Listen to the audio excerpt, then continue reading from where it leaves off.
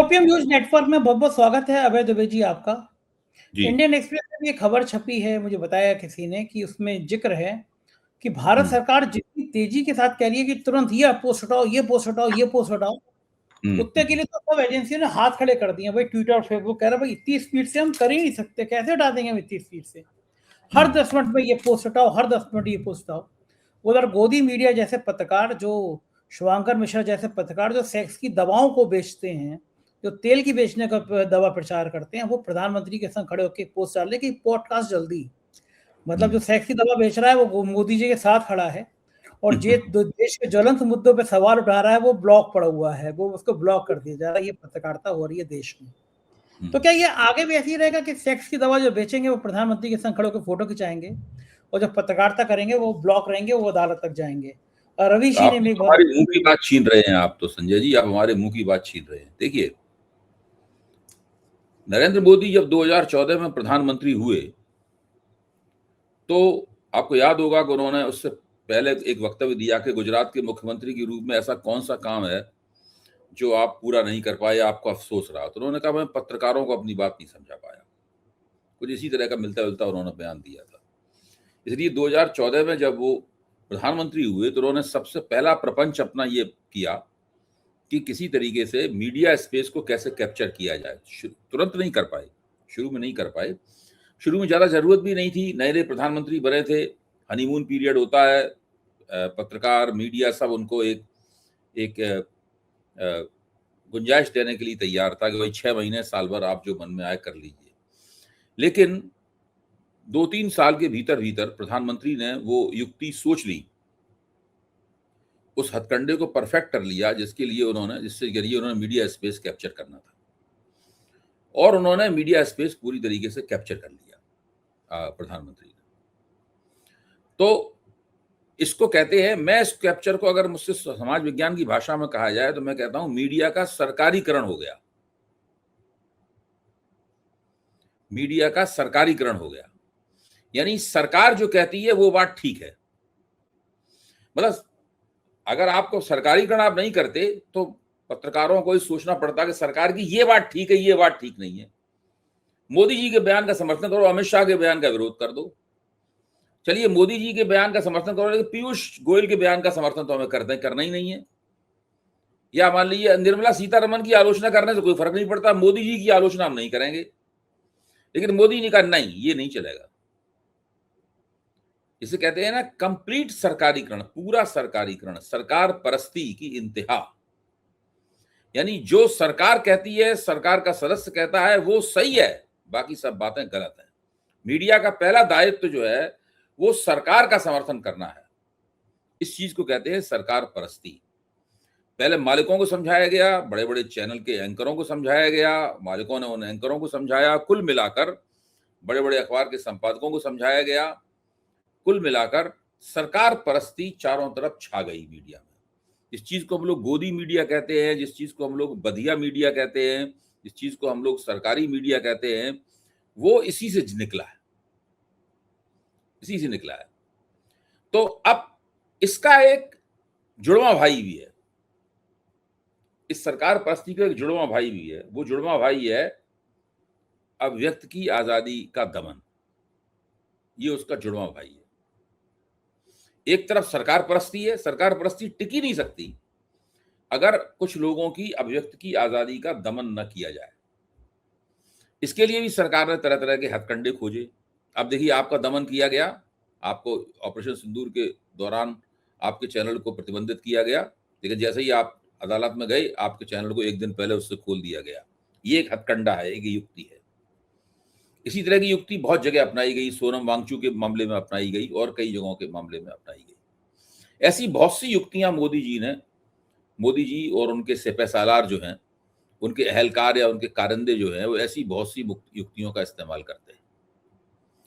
अब नया चलन ये आया है कि जो सोशल मीडिया पर अकाउंट्स हैं उनको ब्लॉक किया जाए। दिन रात ये मुहिम चल रही है, इस अकाउंट को ब्लॉक करो, उस अकाउंट को ब्लॉक करो, ये हटाओ, वो हटाओ। ये दिन रात मुहिम चल रही है और ये लगातार जारी है। यानी एक तरफ सरकार परस्ती का इंजेक्शन लगा दिया गया है मीडिया में, और मीडिया उसी इंजेक्शन के नशे में झूमते हुए हर तरह से मोदी जी की खुशामद कर रहा है, मोदी जी की ठकुर सुहाती कर रहा है, मोदी जी की सरकार की खुशामद कर रहा है, मोदी जी की सरकार की ठकुर सुहाती कर रहा है। और दूसरी तरफ जो लोग इस बात को नहीं मान रहे हैं, उनका मुंह बंद किया जा रहा है कानूनी जरियों के साथ में। चूंकि जो सोशल मीडिया है वो उसके जो आ, आ, उसके उसकी जो कंपनियां हैं, जो कंपनियां उस टेक्नोलॉजी को नियंत्रित करती हैं, उनका जो भारतीय ऑफिस है, जो इंडियन ऑफिस है, वो सरकार की मांग मानने के लिए मजबूर है। अगर वो उनकी मांग नहीं मानेगा तो सरकार वहां का पूरा धंधा खत्म कर देगी। इसलिए सरकार जो उनसे कहती है उसके हिसाब से उन्हें चैनलों को ब्लॉक करना पड़ता है, उनके हिसाब से उन्हें अकाउंट्स को ब्लॉक करना पड़ता है, और ये प्रक्रिया लगातार जारी है। ठीक बात है, क्योंकि अगर कहीं जो व्यंग्यकारों को, जो कार्टून सिस्टम के कार्टून हटाए जा रहे हैं, जो व्यंग करने वाले हैं, वो उनके व्यंग पे रोक लगाई जा रही है। अभय जी, कुछ कुछ ऐसा ही आपातकाल में भी था ना, इमरजेंसी इसी तरह लगी थी ना, देश में लोकतंत्र की हत्या इसी तरह होती है ना, या इसका कुछ अलग से भी रूप होता है? नहीं, अलग रूप ये था कि वहां घोषित रूप से हो रही थी। उनका कहना था कि कानून ये कहता है कि आप चूंकि देश में आपात स्थिति लगी हुई है, इसलिए आपके अखबार पर सेंसर लगाया जा रहा है। बाकायदा सेंसरशिप घोषित रूप से लगाई जा रही थी। अगर आप मोदी जी से ये कहें कि आपने एक अघोषित इमरजेंसी लगाई रखी है, तो भाजपा के प्रवक्ता तुरंत जवाब देंगे, बताइए, आप तो सरकार का विरोध करते हैं, आपके मैं अगर कहूं तो फौरन कहेंगे आपके खिलाफ कौन सी पुलिस की एफआईआर दर्ज हुई, आपको कब गिरफ्तार किया गया, आपके खिलाफ कौन सी कार्रवाई हुई, बताइए। आप तो इतने दिनों से सरकार की आलोचना कर रहे हैं, 10 साल से लगे हुए हैं आप। जब आपको नहीं रोका गया तो आपको क्या अधिकार बनता है ये कहने का कि सर के लोगों की अभिव्यक्ति की आजादी दबाई जा रही है? अगर आप कहते नहीं साहब उसकी दबाई गई, इसकी दबाई गई, उसके लिए भी उनके पास इस तरह के कहने के लिए तर्क हैं। तो उसकी वजह ये थी, ये वो थी, ये कह के सब निकल जाते हैं पतली गली से। इस तरीके से पूरा काम चलता रहता है उनका। बिल्कुल ठीक बात है, और इसी तरह से लोकतंत्र धीरे धीरे खत्म होता है। बात कर रहे हैं दुनिया की राजनीति की, और ट्रंप कह रहे हैं कि ईरान के पास अभी भी वक्त है, समझ जाए, हमने उनका सबसे बड़ा पुल नष्ट कर दिया, हम अभी ये कर देंगे, अभी हम वो कर देंगे। लोग सोच रहे थे, कल आप भी बात कर रहे थे कि हो सकता है सुबह घोषणा कर दे युद्ध विराम की, लेकिन उनको समझ में आया कि युद्ध विराम किया तो उनकी बैंड बजनी है, और युद्ध चलाया तो उनकी बैंड बजनी है। कहा जाता है कि लड़ते लड़ते शहीद हो जाओ तो ज्यादा बेहतर है। उनको लग रहा है कुर्सी तो जाएगी जाएगी, जिस तरह से विरोध बढ़ रहा है, क्यों ना लड़ते लड़ते शहीदों मैसेज दें कि भाई हमने ये अमेरिका को बचाने के लिए ये सब किया। क्या लग रहा है ये जो गीदड़ भभकी अभी भी खत्म नहीं हो रही है, इसके पीछे कारण क्या है? देखिए संजय जी, हमारे परम आदरणीय प्रधानमंत्री नरेंद्र मोदी के जो मित्र हैं डोनाल्ड ट्रंप, अमेरिका के प्रेसिडेंट, उनसे मैं बहुत नाराज हूँ। उसकी वजह ये आप जानते हैं, मैं थोड़ा देर से सो के उठता हूँ, इत्मीनान से गर्म पानी पीता हूँ नींबू वाला, और उसके बाद में फिर बाहर चहलकदमी करने के लिए जाता हूँ, फिर आता हूँ, मेरी पत्नी चाय वगैरह बनाती है, फिर मैं चाय वगैरह का और ड्राई फ्रूट्स का आनंद उठाता हूँ। तो मेरी जो सुबह है वो बड़े ही आरामदेह तरीके से गुजरती है, 18वीं और 19वीं सदी के जमींदारों की तरह।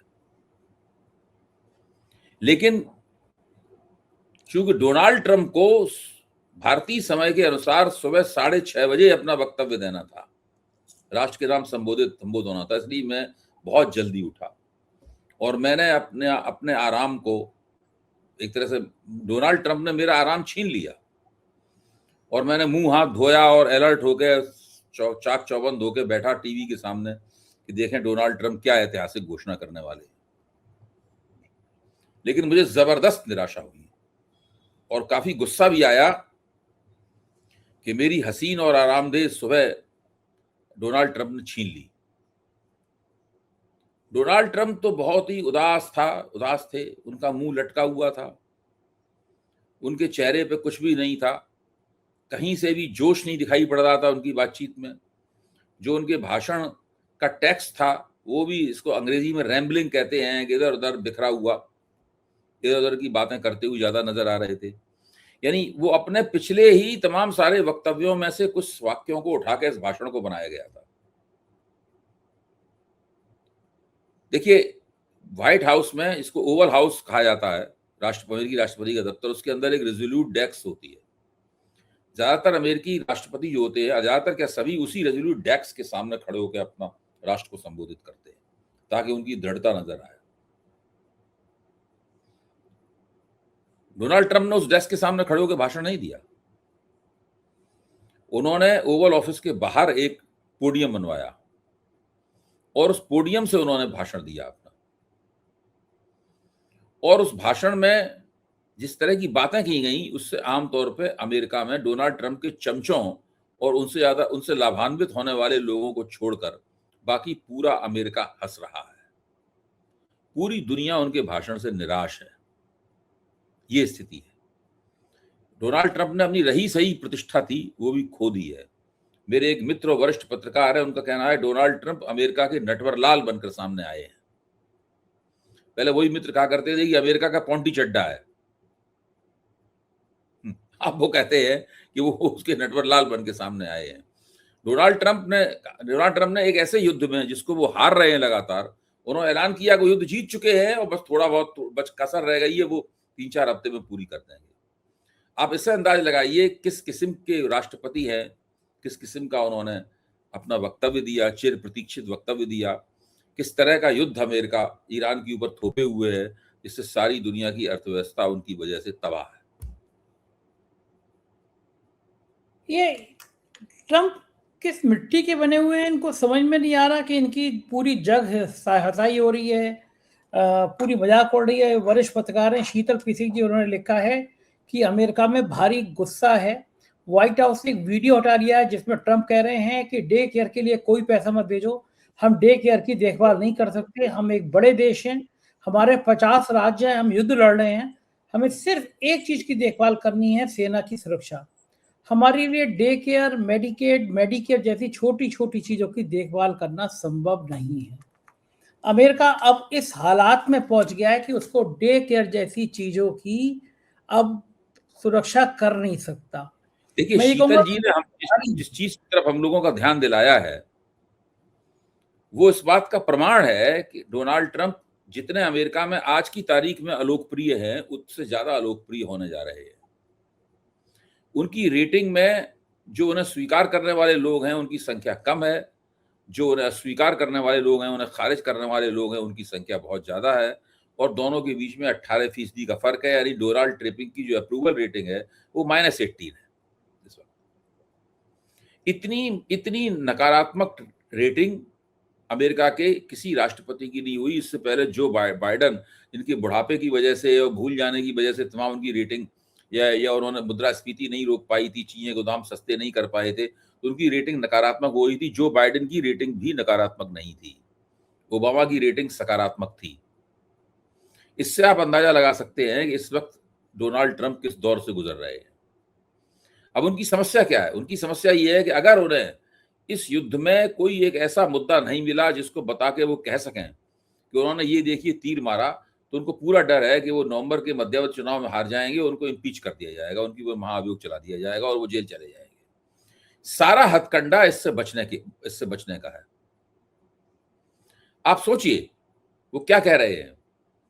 एक ऐसे युद्ध में जहां पर वो अपनी हर रणनीति को जो बनाते हैं उसको उन्हें वापस लेनी पड़ती है।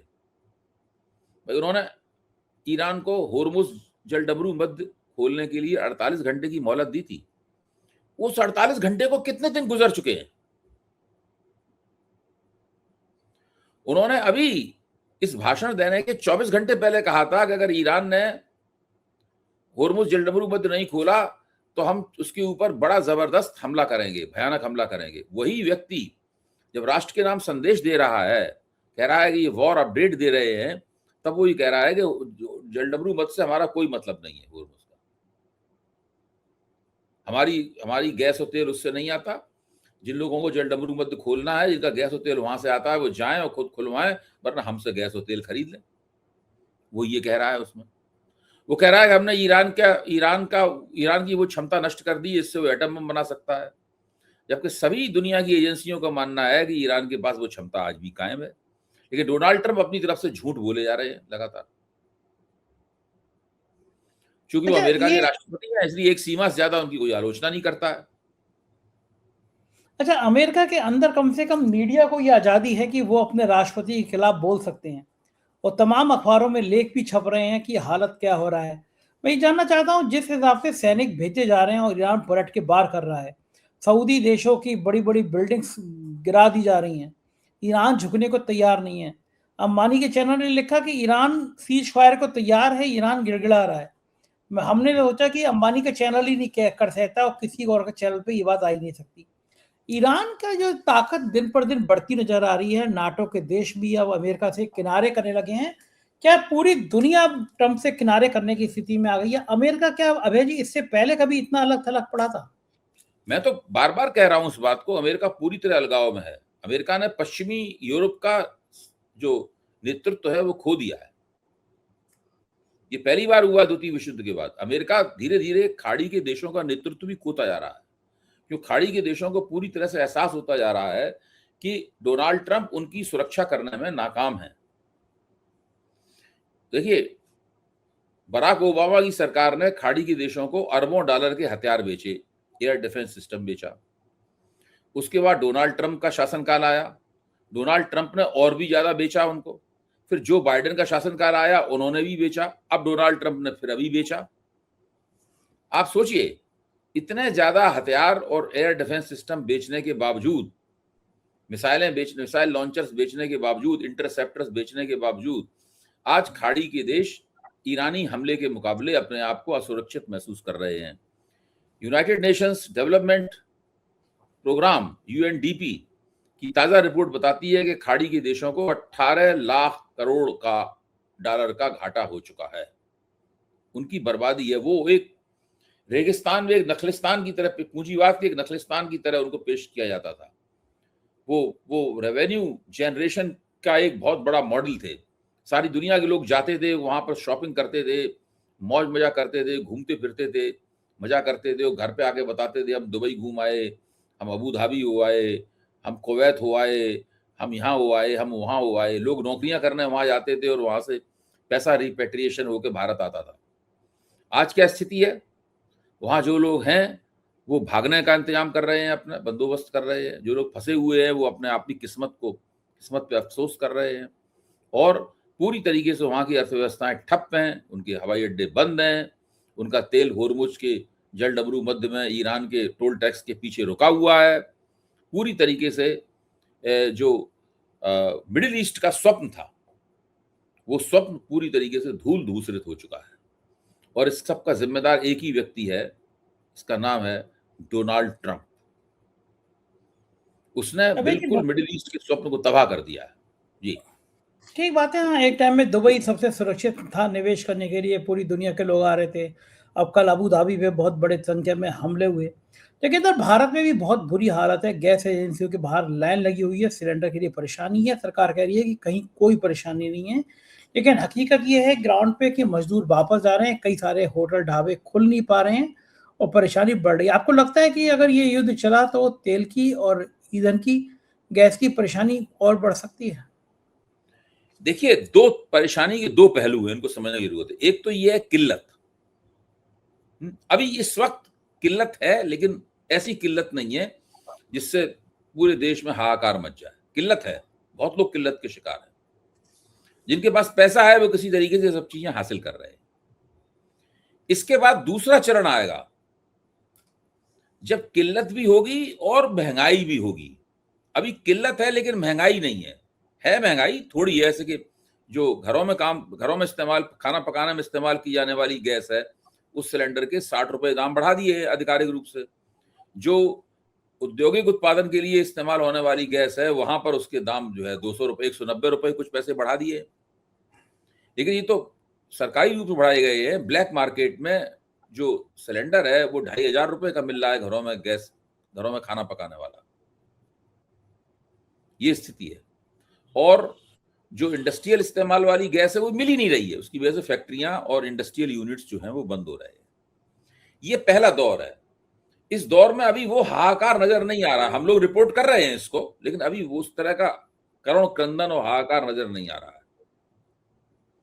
मेरा मानना है कि ये चीज अभी और नजर आएगी। युद्ध रुक, अगर मान लेंगे अप्रैल के आखिर तक युद्ध रुक जाएगा। डोनाल्ड ट्रंप कह रहे हैं 3-4 हफ्ते में युद्ध खत्म हो जाएगा। तो अभी आज तो बिल्कुल अप्रैल की 2 अप्रैल है केवल, तो 2 अप्रैल है, तो उसमें युद्ध जो है वो मान लीजिए 30 अप्रैल तक खत्म हो जाता है या 29 अप्रैल तक युद्ध खत्म हो जाता है, उसके बाद भी 6 महीने तक ये जो एनर्जी बॉटलनेक है, ऊर्जा की सप्लाई का जो संकट है, ये वैसा का वैसा ही बना रहेगा और इसमें किल्लत भी होगी और दाम भी बहुत बढ़े चढ़े होंगे। उसकी वजह से मुद्रास्फीति भी होगी और बाकी सब चीजें बहुत महंगी हो चुकी होंगी, बेरोजगारी बहुत बढ़ चुकी होगी और पूरे देश में हाहाकार मचा हुआ होगा। ठीक बात है भाई जी। आखिरी सवाल, नालंदा में के बवाल के बाद सुप्रीम कोर्ट को दखल देना पड़ा। ममता बनर्जी कह रही है राष्ट्रपति शासन लगाने की तैयारी है, पहले की कोशिश है। पूरे घटनाक्रम पर आपकी क्या प्रतिक्रिया? देखिए, नरेंद्र मोदी की आंख में 2 कांटे हमेशा गड़ते थे। एक तो दिल्ली में अरविंद केजरीवाल की सरकार और पश्चिम बंगाल में ममता बनर्जी की सरकार। अरविंद केजरीवाल की सरकार को बदनाम करने के लिए उन्होंने पूरा प्रपंच रचा, ईडी का इस्तेमाल किया, सीबीआई का इस्तेमाल किया, आम आदमी पार्टी के नेताओं को जेल में डाला और अब आम आदमी की पार्टी के नेताओं पर जो आरोप लगाए गए थे उनसे वो पूरी तरीके से रिहा हो चुके हैं। और बीजेपी ने जो बढ़ चढ़ के तमाम दावे किए थे उसके बाद में हम ये कर देंगे, वो कर देंगे, ऊंची अदालत में जाएंगे, उनके तमाम दावे जो हैं जमीन पर मुंह के बल गिरे हुए हैं। लेकिन अभी भी वहां दिल्ली में तो उन्होंने अपनी सरकार बना ली और कैसा उन्होंने मुख्यमंत्री बनाया है हम सब लोग जानते हैं। अकेले में आप इनकी बातों को सुने तो हंसी आती है, हंसते हंसते पेट फूल जाएगा आपका, ऐसी तो मुख्यमंत्री है। लेकिन ममता बनर्जी अभी भी इनकी आंखों में कांटे की तरह चुभ रही हैं। हर हथकंडा अपना के ये ममता बनर्जी को चुनाव में हराना चाहते हैं। अगर चुनाव ईमानदारी से हुआ तो भारतीय जनता पार्टी को पिछले चुनाव के मुकाबले ज्यादा बड़ी पराजय झेलनी पड़ेगी। अब उसमें कुछ नहीं बेईमानियां होती हैं, क्या गड़बड़ियां होती हैं, एसआईआर की क्या भूमिका होती है, इसके बारे में आज की तारीख में पूर्वानुमान नहीं लगाया जा सकता। तो हमें उसका इंतजार करना पड़ेगा। हमारा मानना यह है कि ममता बनर्जी और उनकी पार्टी तृणमूल कांग्रेस आज भी पश्चिम बंगाल की नंबर 1 पार्टी और नंबर 1 नेता है और भारतीय जनता पार्टी से वो काफी आगे हैं, थोड़ा बहुत। बिल्कुल ठीक बात है, यही स्थिति लग रही है। बहुत बहुत शुक्रिया अभय जी, आपने मुझे समय दिया, बातचीत की।